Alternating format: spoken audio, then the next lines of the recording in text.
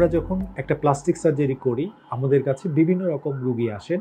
সেই রোগীটা বিভিন্ন রকম প্রবলেম নিয়ে আসতে পারেন অথবা কোনো ধরনের ডিফেক্ট নিয়ে আসতে পারেন। দ্যাট মিনস যে কোনো ক্ষত অথবা যে কোনো ধরনের প্রবলেম নিয়ে আসেন না কেন, তখন আমরা রোগীর যা সমস্যা থাকে সেই সমস্যাটার অ্যানালাইসিস করি। অর্থাৎ সেই রোগীটা কী ধরনের প্রবলেম নিয়ে আসছেন, তার কী ধরনের প্রবলেম অর্থাৎ সমস্যাটা কী, সেই রোগী কোনো ধরনের ক্ষত আছে কি না, কোনো ক্ষত থাকলে পরে সেটার নিয়ে অ্যানালাইসিস করা হয়, পর্যালোচনা করা হয়।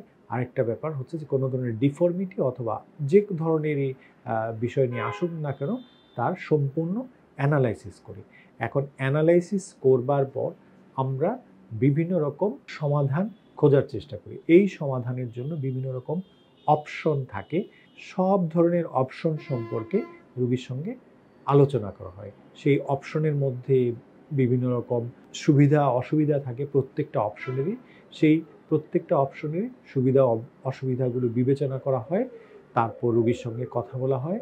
তারপর রোগীর জন্য একটা নির্দিষ্ট অপশন বেছে নেওয়া হয় সামগ্রিক দিক বিবেচনা করে। এই বিবেচনা করে সামগ্রিক দিক দিয়ে যখন বিবেচনা করা হয় তখন রোগীর জন্যে যেটা স্যুট করবে, সবচেয়ে সম্ভাব্য যে জিনিসটা রোগীর জন্যে সবচেয়ে ভালো হবে সেই ব্যাপারে কথা বলা হয়। এখন যদি সেই রোগীটা ওই পদ্ধতিটা নিতে চান তাহলে আমরা সেই ধরনের চিকিৎসা দিকে এগিয়ে যাই। এভাবে একজন প্লাস্টিক সার্জন অথবা যে কোনো একজন সার্জন একজন রোগীর সঙ্গে ডিল করেন।